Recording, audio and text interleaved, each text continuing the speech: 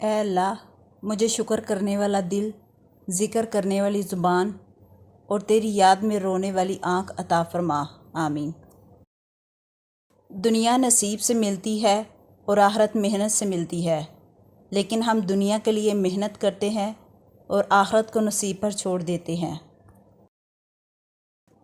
اے اللہ تو نے ہمارے لیے جمعے کے دن کو عظیم بنایا ہے، اس روز ہماری ہر نیک اور جائز دعائیں قبول فرما، آمین۔ اے اللہ میرے ان گناہوں کو بخش دے جو میری دعا قبول نہیں ہونے دیتے۔ یا اللہ میرے خالی ہاتھ تیرے سامنے پھیلے ہوئے ہیں، ان کو اپنے فضل و کرم اور رحمت و برکت سے بھر دے، آمین۔ فرمان مصطفیٰ صلی اللہ علیہ وسلم ہے، تم جہاں بھی ہو مجھ پر درود پڑھو کہ تمہارا درود مجھ تک پہنچتا ہے۔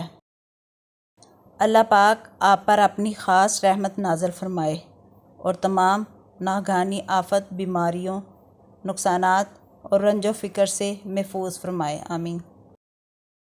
اگر کوئی رپلائی نہ کرے تو وہ بے وفا، اور اگر تم اذان سن کر نماز نہ پڑھو تو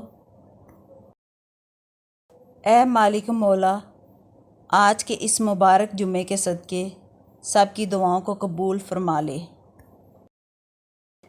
یا رب جن ہاتھوں نے مجھے دعا مانگنا سکھایا ہے ان ماں باپ کو ہمیشہ سلامت رکھنا، آمین۔ جہاں سر جھکے وہ مقام خدا ہے، جہاں دل جھکے وہ مقام محمد صلی اللہ علیہ وسلم ہے۔ درود پاک پڑھنے والے کے گناہ 3 دن تک فرشتے نہیں لکھتے۔ یوں تو رحمت تیری تیرے غضب پر حاوی، پھر بھی محشر میں خدایا میرا پردہ رکھنا۔ بے شک ہم اس قابل نہ ہوں، لیکن تب بھی وہ اللہ ہر وقت ہمارے ساتھ ہوتا ہے اور ہمارا ساتھ دیتا ہے۔ بارگاہ الہی میں دعا ہے کہ رب العزت آپ سب کی ہر نیک تمنا پوری کرے، صحت عطا فرمائے، خوشیاں نصیب فرمائے، کسی کا محتاج نہ کرے اور ہمیشہ اپنی پناہ میں رکھے، آمین۔